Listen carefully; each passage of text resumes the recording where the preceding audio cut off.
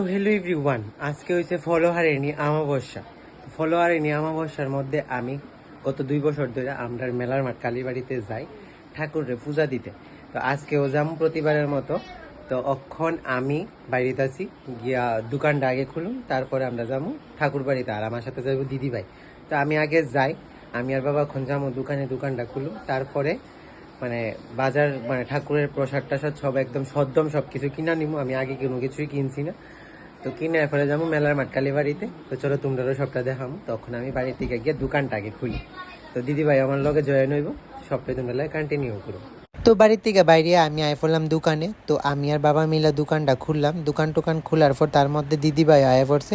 তো তারপর আমি গেলাম সব কিছু কিনতে। তো আমি ঠাকুরের লেগে নিলাম আলতা, সিঁদুর, একটা পদ্ম ফুল, মিষ্টি আর 3 প্রকারের ফল, যা আমি প্রতি 2 বছর ধরে মা কালীরে দিয়াইতাছি। তো আয় পড়লাম, আয়েসের ঠাকুর মশাইয়ের কাছে আমি আমার ফুলটা দিয়ে দিলাম, যে মা কালীর চরণে দিয়ে দিত। ঠাকুর মশাই খুব সুন্দর করে ফুটাইয়া মা কালীর চরণে দিয়ে দিছে। তারপর ঠাকুর মশাই বইয়ে গেছে পূজাতে, কারণ আমরা যখন যাই তখনই দেখি ঠাকুর মশাই পূজাত বইব, এমন একটা প্রস্তুতি চলতেছে। আচ্ছা বলো তো, তোমাদের কেমন লাগে ঢাকের বাড়ি শুনলে? আমার তো ঠিক মনে হয় ঢাকের বাড়ি শুনলে যে মা আসছে আমাদের মাঝে।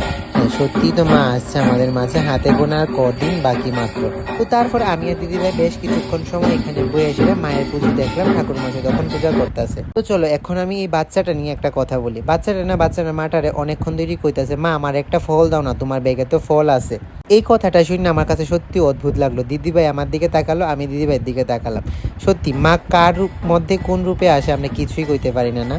তো তারপর আমি আর দিদিভাই বাচ্চার এই জিনিসটা দেখে সত্যি একটা অদ্ভুত লাগলো। তখন কিছুক্ষণ আমরা ভাই বোন কিছু কথাবার্তা কইয়া তারপর গেলাম চন্দ্রমিত নিতে। তো আমি আর দিদিভাই চন্দ্রমিত নিয়ে নিলাম। তারপর দিদিভাই হাত ধুইয়া আশীর্বাদও নিয়ে নিল। আশীর্বাদ নেওয়ার পর তখন আমরা মন্দির থেকে বাইরে আয় পড়ুম।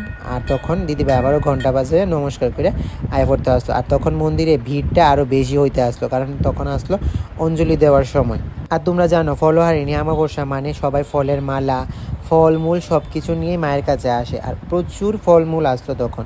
তো তার মধ্যে আমি তখন যে ধূপকাঠি মোমবাতি নিয়েছিলাম মন্দিরে, তখন এগুলো আমরা জ্বালাই দিলাম। তারপর আমরা আবার বাইরে আয় পড়লাম। আর তখন বাইরেও দেখি প্রচণ্ড রৌদ্র।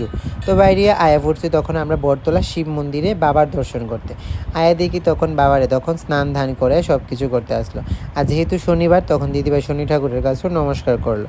তো এই করতে করতে আমি আর দিদিভাই তখন ঠাকুর দর্শন করে শিব মন্দিরে তখন বাইরে আয় পড়লাম। তো ভিডিও কেমন লাগলো জানাই আমার কমেন্টে। জয় মা কালী।